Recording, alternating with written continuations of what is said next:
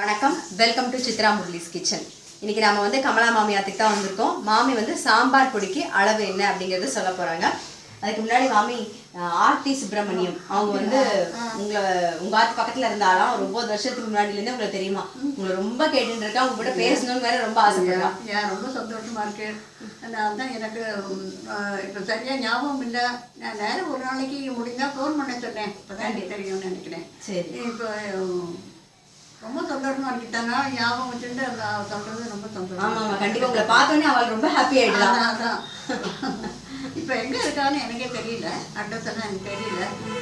முடிஞ்சா அதுக்கு ஃபோனோட பண்ண சொல்லுவோம். சரி, கண்டிப்பா முடிஞ்சா வந்து நீங்க மாமிக்கு வந்து ஃபோன் பண்ணுவோம்.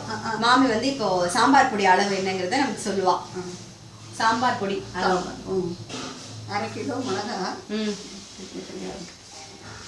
1/2 கிலோ மிளகாய் விட்டால் குண்டு மிளகாயாக இருந்தால் நல்லா காரமாக நல்லாயிருக்கும். அப்புறம் தனியா 1 கிலோ, அப்புறம் வந்து பருப்பு ஒரு அழகு 200 கிராம், கடலைப்பருப்பு 100 கிராம், மிளகு 50 கிராம், மஞ்சள் 50 கிராம். இது எல்லாத்தையும் நல்லா வெயிலில் நல்லா காய வச்சுட்டு அதுக்கப்புறம் மிஷினில் கொடுத்தாலும் கொடுக்கலாம், இல்லை வீட்டில் மிக்சியில் அரைச்சாலும் அரைக்கலாம்.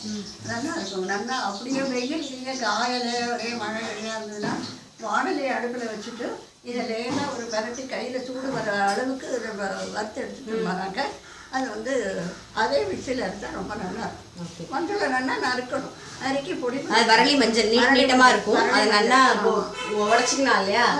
குண்டு மஞ்சள் இல்லை, வரலி மஞ்சள்னு கேட்டு வாங்கணும். அதை நல்லா நறுக்கிட்டு அதையும் இனிப்பு சட்டியில் போட்டு ஒரு பரட்டுனா ரொம்ப வாசனையாகவே இருக்கும். கொஞ்சமாக பண்ணுறதுனால நம்ம மிக்சிலேயே அரைச்சிக்கலாம், அது நல்லா வாசனையாக இருக்கும். மிஷினில் அரைச்சிங்கன்னா வந்து அந்த மிஷினில் வேறு ஏதாவது அரைச்சிருந்தா சோம்பு அதெல்லாம் அரைச்சிருந்தாலும் நம்மளோட குழம்பு பொடி வாசனையே போய்டும், ரொம்ப நைஸாக அரைச்சிருவா. அதனால் நீங்கள் வந்து மிக்சியிலே நல்லா அரைப்படும். அதனால் நீங்கள் மிக்சியிலே அரைச்சிக்கோங்க. நான் இன்னொரு வாட்டி அளவு மட்டும் சொல்லிடுறேன். தனியா 1 கிலோ, வரமிளகா 500 கிராம், அப்புறம் தோரம்பருப்பு 200 கிராம், கடலைப்பருப்பு 100 கிராம், மிளகு 50 கிராம், மஞ்சள் 50 கிராம், வரலி மஞ்சள் 50 கிராம். நல்லா வெயில் இருக்கிற ஊராக இருந்தால் நல்லா வெயிலில் காய வச்சுட்டு அரைச்சிக்கோங்க. அப்படி இல்லைன்னா இல்பச்சட்டியில் ஒரு பெரட்டிட்டு கை பொறுக்கிற சூடு வந்தோடனே எடுத்துட்டு அரைச்சிக்கோங்க. ரொம்ப நல்லா வாசனையாக சாம்பார் பொடி சூப்பராக இருக்கும். இப்போ நீங்கள் சொன்ன ரசப்பொடி வந்து ஒருத்தர் பண்ணி பார்த்தா ரொம்ப நல்லா இருக்குன்னு சொன்னான். ரொம்ப நல்லா இருக்குன்னு சொன்னான்.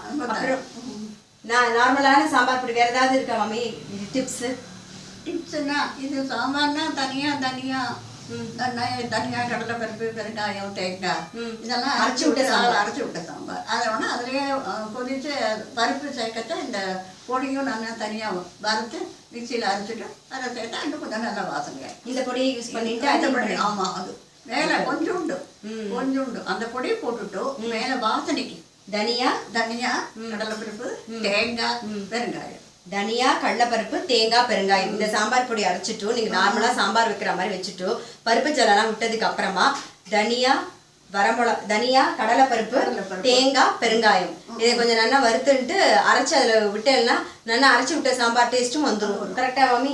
2 விதமாகவும் பண்ணிக்கலாம். இதை கண்டிப்பா இந்த சாம்பார் பொடியை நீங்க உங்க வீட்டுல ட்ரை பண்ணி பாருங்க. ட்ரை பண்ணி பார்த்துட்டு உங்க லைக்ஸும் கமெண்ட்ஸும் எங்களுக்கு போஸ்ட் பண்ணுங்க.